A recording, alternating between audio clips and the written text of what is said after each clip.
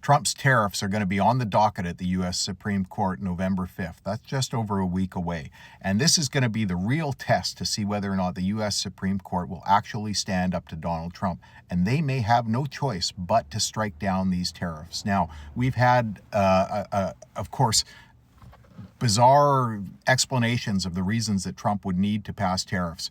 Tariffs are a tax, and taxation is something that the U.S. legislative body gets to do, not something that the president gets to do. And Trump has explained these tariffs with various different explanations. For Canada, he said it was because fentanyl was coming in. We'll get back to that.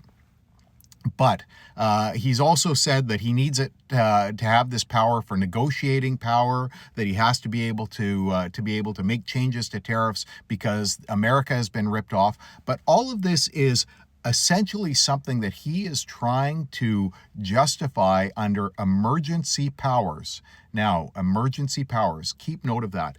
The U.S., when they created their democracy, when they came up with their constitutional system, checks and balances, and various different levels of government, created, the office of the executive, the president, and it made it no more powerful than the other branches of government, the Senate and the Congress. These are supposed to be equally powerful branches, and the courts, of course, are supposed to be the check on it to make sure that everything's constitutional, but with equal power. And they did not give broad power to the president to just declare what laws he wanted, to make emergency declarations, or to make declarations from his office via Twitter or executive order. That was not the expectation. The expectation was the president was to be able to step in real legitimate emergencies, such as, a comet striking the planet, the entire electrical grid failing on the same day, an invasion, things like that. Real, genuine emergencies, not just like the fickle desires of a president that wasn't an emergency in the previous administration and is suddenly deemed to be an emergency now by the current president. So the type of things that are supposed to be emergencies are supposed to be real emergencies, not just some perceived thing by the president. Now, what undermines that? Well, evidence, and the evidence of fickle decision-making undermines that. So let's get back to sort of what's gone on in the last week. Doug Ford released an ad. Doug Ford is not stupid. He's a smart guy, and he's got a bunch of people working with him who are smart people. And it's likely that it was known all the way up to the top that this ad was going to come out. And this was a bait. Doug Ford did it for a reason. They wanted to see immediately how Trump would respond. And of course, Trump responded by, his nothing to do with fentanyl coming from Canada, nothing to do with anything that's an emergency. And he said that he's immediately raising the tariffs 10% on Canada. Remember, this is the Canadian dispute that we're talking about. This is the emergency powers of the tariffs that he's imposed on Canada. And so Doug Ford releases this ad, throws the bait out, and Trump takes the bait, and just without any grounds, any need, any emergency whatsoever, Trump comes back and says, we're not discussing it with them anymore. Okay, that's fine. Maybe it's not an issue. And we're increasing the tariffs by 10%. Now, that is the best evidence that you're going to get. Now, the Supreme Court, U.S. Supreme Court, is not supposed to look at new evidence. They're supposed to look at the evidence that's presented by the parties that went at the lower hearings. All the lower hearings, the courts sided against Trump. So if the U.S. Supreme Court sides for Trump in this, they are also siding against all of those other judges who, at the appellate level, are equally skilled, even at the trial court level, are equally skilled as those judges who are on the U.S. Supreme Court. But those U.S. Supreme Court judges get the newspaper every day, and they can see what's going on, and they know what's happening. And when you're sitting there thinking about them presenting the evidence of the other fickle decisions that Trump made, the other whims of his anger and outbursts and childish decision-making that he makes, you've got one more that's reminded you in the week or two before the actual hearing. When you're sitting down as a justice of the U.S. Supreme Court and reading those arguments in advance of that hearing, what's in your mind? Trump has declared a 10% greater tariff on Canada. Why? Because he was upset about what? About something that Ronald Reagan said when Reagan explained that tariffs were stupid. So, a lot of these judges are real Reaganites. Many conservatives are not mega conservatives. And so that's the political aspect of it. Okay, number one. Number two, what you want is you want more and more increased evidence of this behavior that is completely detached from anything related to an emergency power.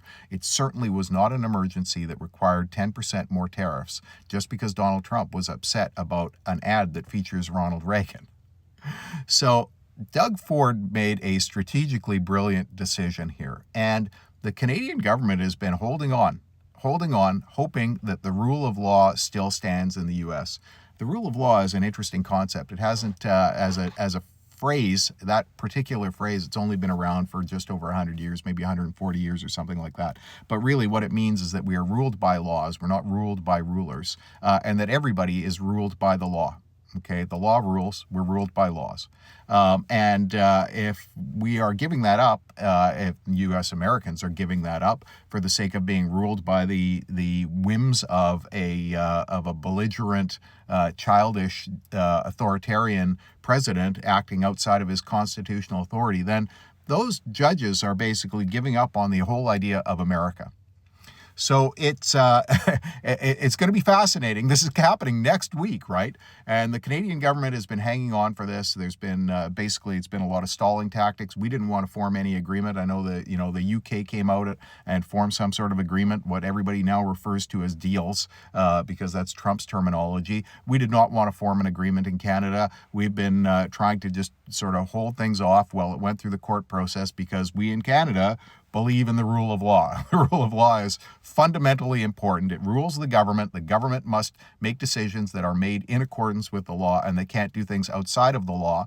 And if the rule of law still exists in the U.S., then Trump can't make decisions and do things that are outside of the law. And this is not emergency power. There's the evidence now for that. This is not emergency. There's no emergency that requires tariffs against Canada or pretty much any other nation. Brazil, perfect example. Trump doesn't like the fact that their former president was prosecuted for doing the same thing that Trump did and convicted. That doesn't justify. There's no emergency there. So Canada was looking for more and more evidence. Doug Ford decided to lay the bait. Trump took the bait. And now, of course, the judges are looking at it saying, well, we have all of this evidence in our file. We've got the decisions of this previous court. And look at what happened last week. The Canadian premier runs an ad in the States, which truthfully tells what a former president thought of tariffs. And now the response, that's not an emergency. So I'm actually cautiously optimistic because in order for the U.S.